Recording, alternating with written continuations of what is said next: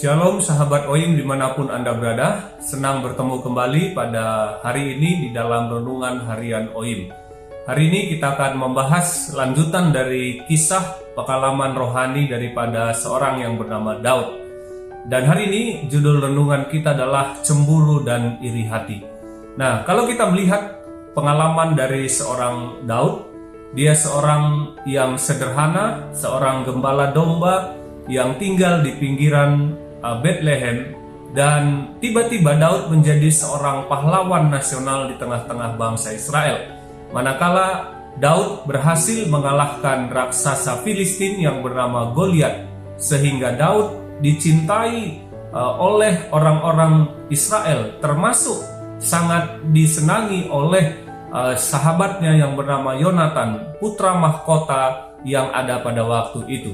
Nah, di tengah-tengah sorak-sorai kemenangan daripada bangsa Israel, orang-orang menyanjung dan memuji-muji Daud. Dikatakan bahwa orang-orang mengatakan Daud ini seorang yang mengalahkan berlaksa-laksa, tetapi Saul yang pada waktu itu menjadi seorang raja hanya mengalahkan beribu-ribu saja.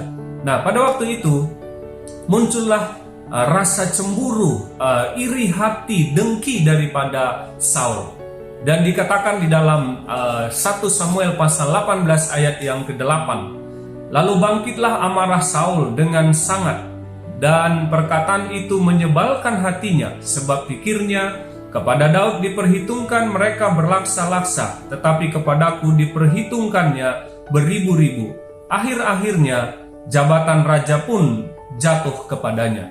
Inilah perasaan yang diungkapkan oleh Saul, bahwa dia mulai cemburu, iri kepada Daud karena orang-orang lebih mencintai, menyanjung dan memuji Daud daripada dirinya. Nah, dosa cemburu, iri hati ini adalah salah satu dosa yang paling tua, dan ini sudah dimulai di sorga oleh Lucifer.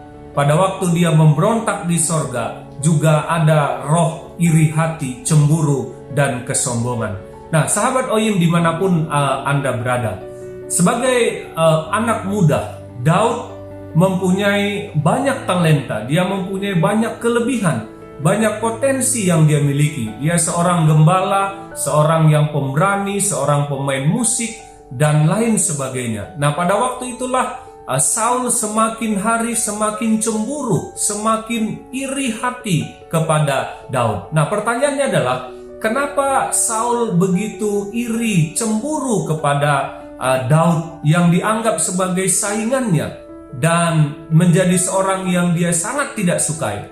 Jawabannya sebenarnya ada pada diri Saul sendiri. Kalau kita lihat bahwa Saul selalu melakukan segala sesuatu, dia ingin mendapatkan pengakuan dan pujian daripada orang banyak.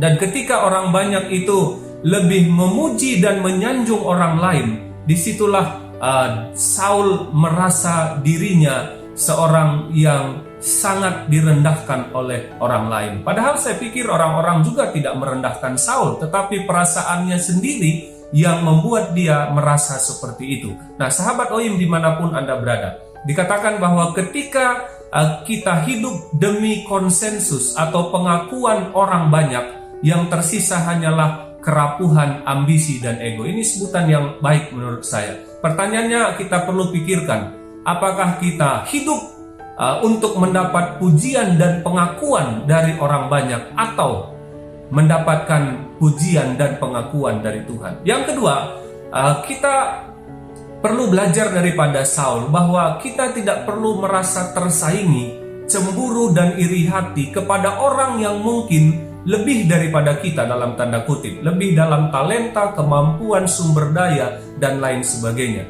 Jangan pernah kita merasa itu adalah sebuah persaingan, kompetisi, apalagi dalam pekerjaan Tuhan. Tidak ada persaingan satu dengan yang lain. Yang ada adalah saling melengkapi satu dengan yang lain. Jika kita melihat saudara kita, sahabat kita adalah seorang yang saling melengkapi, bukan kompetisi, bukan saingan, maka kita akan dapat bekerja bersama-sama dengan umat-umat Tuhan, sahabat-sahabat kita yang lain di dalam potensi talenta yang kita miliki.